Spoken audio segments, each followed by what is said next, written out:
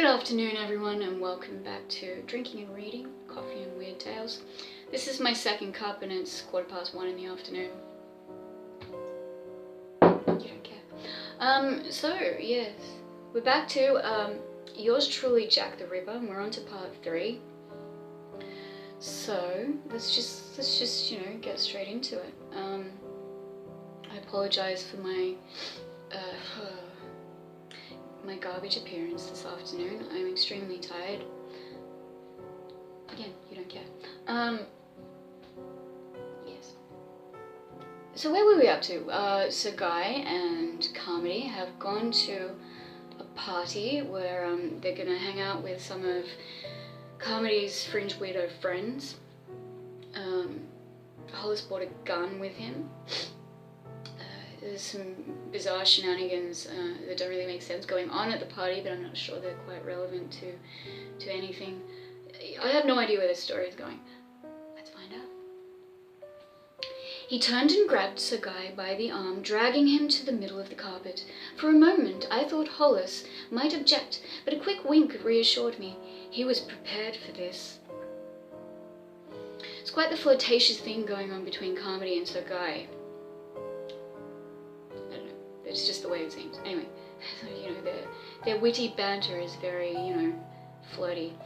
Anyway, it's our custom, Sir Guy, said Baston loudly, to subject our new friends to a little cross-examination.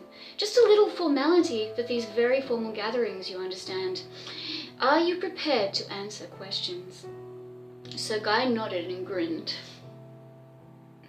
Very well, Baston muttered. Friends, I give you this bundle from Britain. Your witness. Good times. When the ribbing started, I meant to listen, but at that moment Lydia Dare saw me and dragged me off into the vestibule for one of those "darling, I waited for your call all day" routines. By the time I got rid of her and went back, the impromptu quiz session was in full swing. From the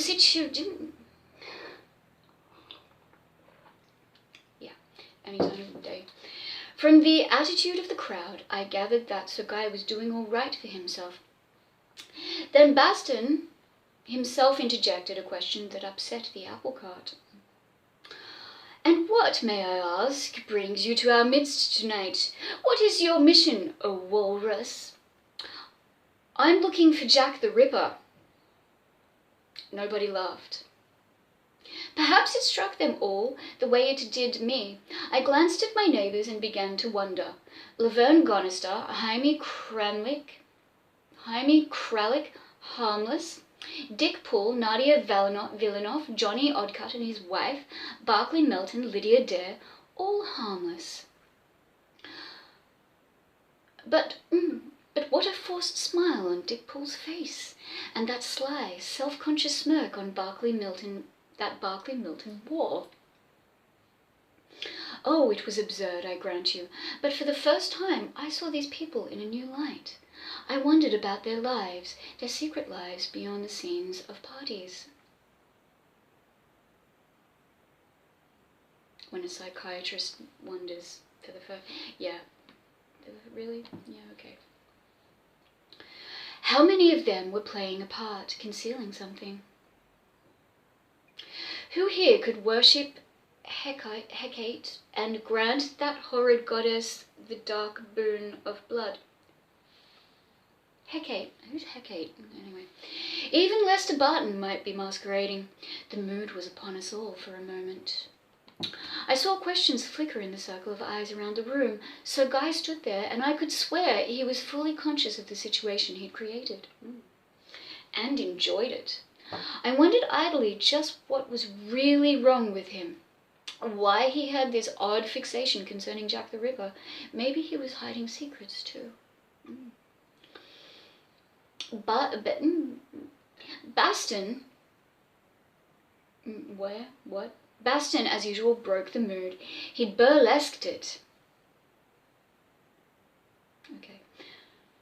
The walrus isn't kidding, friends, he said. He slapped Sir Guy on the back and put his arm around him as he orated. Our English cousin is really on the trail of The fabulous Jack the Ripper. You all remember the Jack the Ripper, I presume? Quite a culprit, quite a cut-up.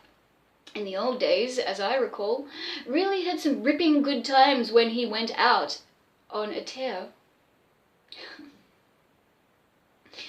The walrus has some ideas that the Ripper is still alive, probably prowling around Chicago with a Boy Scout knife. In fact, Baston paused impressively and shot it out in a rasping stage whisper.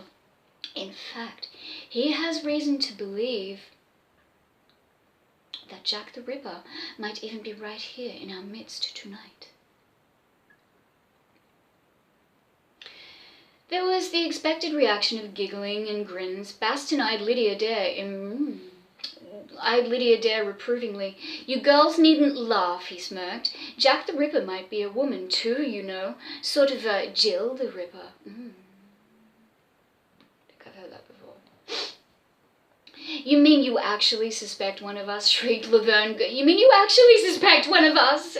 Shrieked Laverne Gunnister, simpering up to Sir Guy. That Jack the Ripper person disappeared ages ago, didn't he? In 1888. Yes, in 1888. Aha! Interrupted Baston. How do you know so much about it, young lady? Sounds suspicious. Watch her, Sir Guy.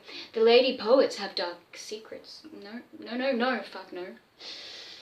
These lady poets have dark pasts.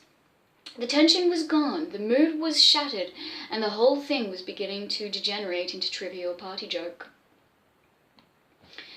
The man who had played the march was eyeing the piano with a Scherzo gleam in his eye that argued ill for Prokofiev.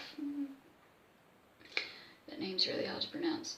Lydia Dare was glancing at the kitchen, waiting to make a break for another drink, and Baston caught it. Then Baston caught it. Guess what? He yelled. The walrus has gun. His embracing arm had slipped and encountered the hard outline of the gun in Sir Guy's pocket. He snatched it out before Hollis had the opportunity to protest. I stared hard at Sir Guy. No. I'm sorry. My mind went straight to the gutter. I'm going to bring it back out. Anyway, I stared hard at Sir Guy, wondering if this thing had carried far enough, but he flicked a wink my way, and I remembered he had told me not to be alarmed. Times were different. So I waited as Baston broached a drunken inspiration. Let's play fair with our friend the walrus, he cried. He came all the way from England to our party on his mission. If none of you is willing to confess, I suggest we give him a chance to find out the hard way.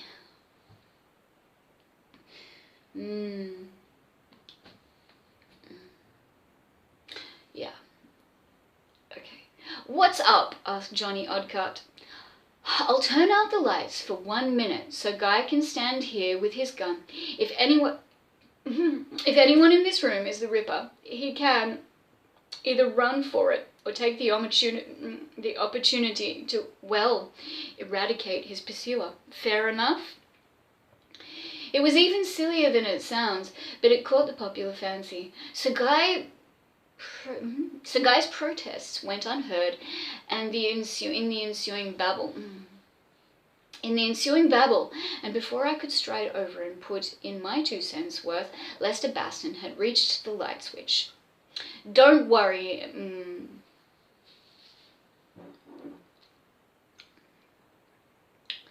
Don't anybody move, he announced with fake solemnity.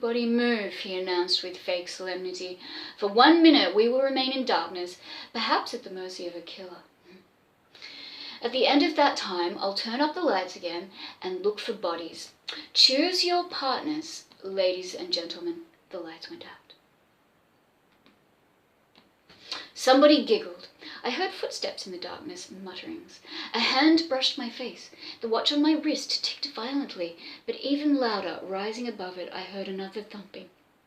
The beating of my heart. Absurd. standing in the dark with a group of tipsy fools, and yet there was real terror lurking here, rustling through the velvet blackness. Jack the Ripper prowled in darkness like this, and Jack the Ripper had a knife. Jack the Ripper had a madman's brain and a madman's purpose. But Jack the Ripper was dead and dust these many years, by every human law. Only there are no human laws when you feel yourself in darkness, when the darkness hides and protects and the outer mask slips off your face and you feel something welling up within you, a brooding, shapeless purpose that is bother to the darkness.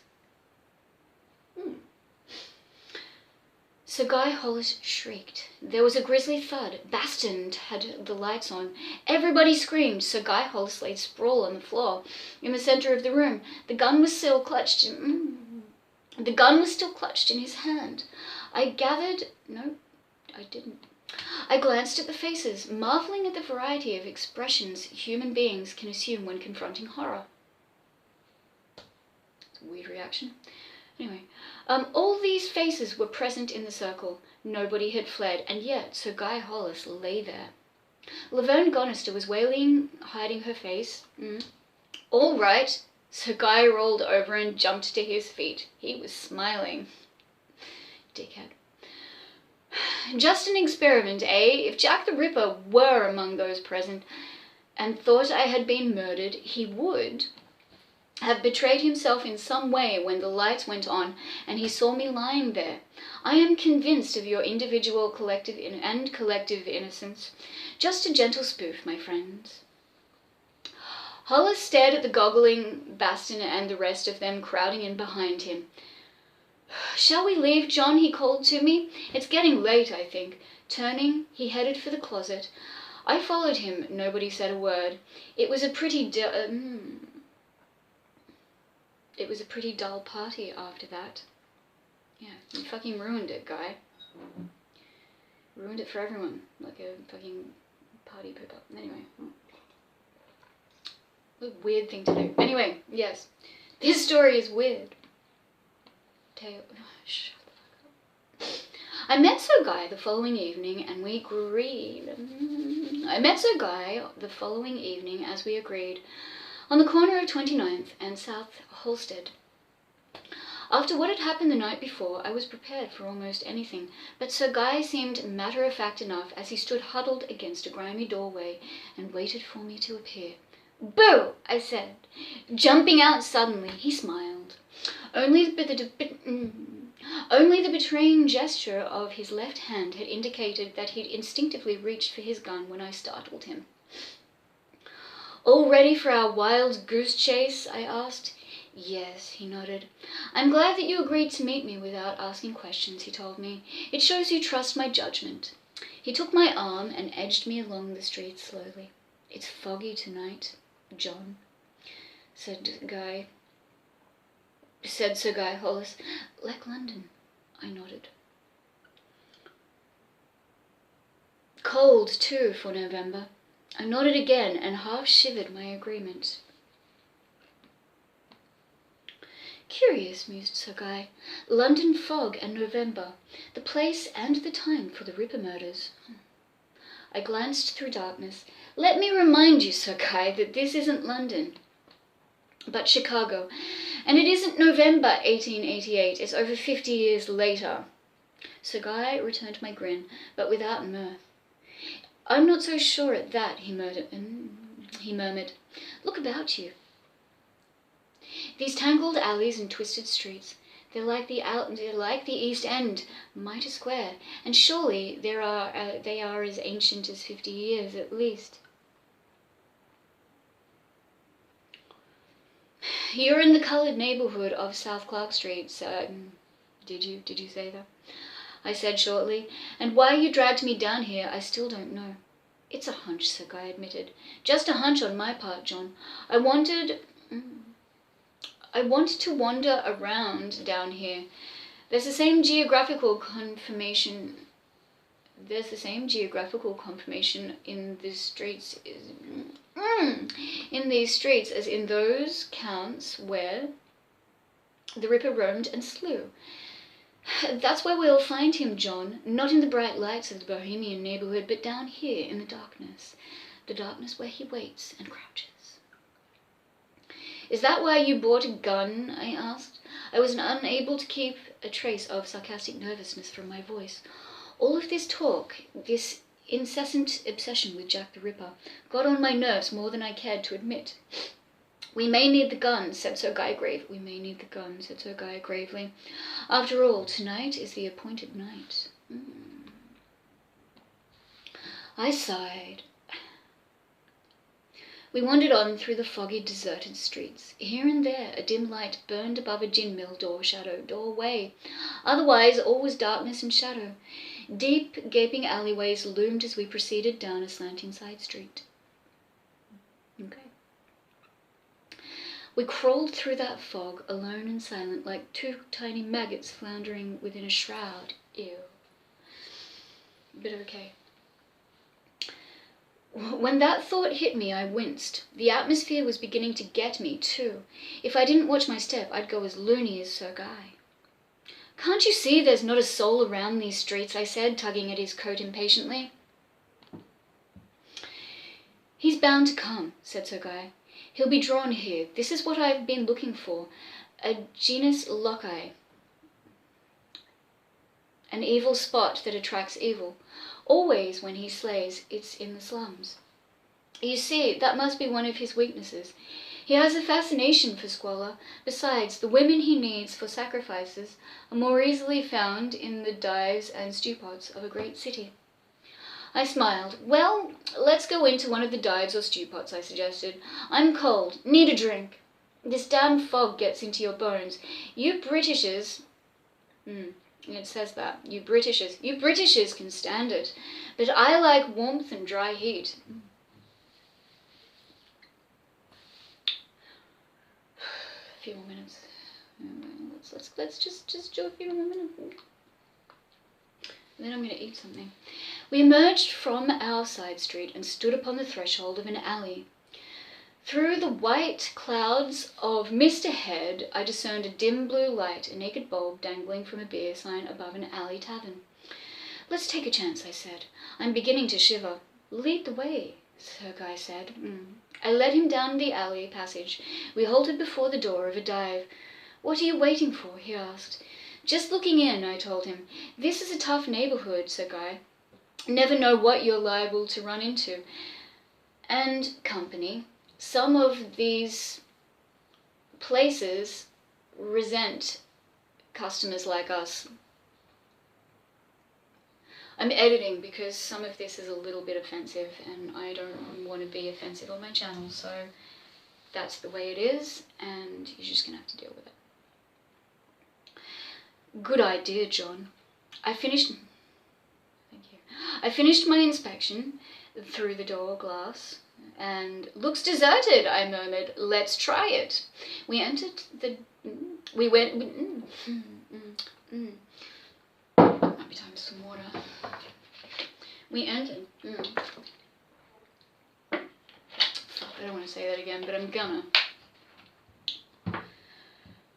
We entered a dingy bar. A feeble light flickered above the counter and railing, but failed to penetrate the further gloom of the back booths. A giant man lolled across the bar, a giant with proganthous jaw and ape-like torso. He scarcely stirred as we came in, but his eyes flickered and opened quite suddenly, and I knew he noted our presence as and was judging us. Evening, I said. He took a time before replying, still sizing us up. Then he grinned. Evening, gents. What's your pleasure? Gin, I said. 2 gins. It's a cold night. That's right, gents. He poured, I paid, and took the glasses over to one of the booths. We wasted no time in emptying them. The fiery liquor warmed. I went over to the bar and got the bottle. Sir Guy and I poured ourselves another drink. The big man went back into his doze, with one wary eye half opened against any sudden activity. The clock over the bar ticked on. Then... No. The wind was rising outside, tearing the shroud of fog to ragged shreds. Sir Guy and I sat in the warm booth and drank our gin. He began to talk, and the shadows crept up about us to listen. He rambled a great deal. He went over everything he had said in the office. when I had met him, just as though I hadn't heard it before. The poor devils with obsessions are like that. I listened very patiently. After a while, I got up and took another bottle of gin off the bar. The bartender nodded, took the money I offered him, and went back to dozing. I poured Sir Guy another drink, and another. Alright, we're going to leave it at that, because it's 20 minutes up, and I think I've read enough. Alright, I'm really enjoying this story. I hope you're enjoying it too. I have no idea where it's going. We're not even nearly finished yet though. There's still quite a ways to go, so that's where we're going to leave it for now. I had ideas about where it might have been going, but now that's all changed. So, yeah, that's all I have to say. Again, the writing is excellent. I'm really, really enjoying that. Robert Bloch, can't speak highly enough. I hope you're enjoying. If you are, please subscribe and like the video. If you don't like the video, please feel free to dislike the video.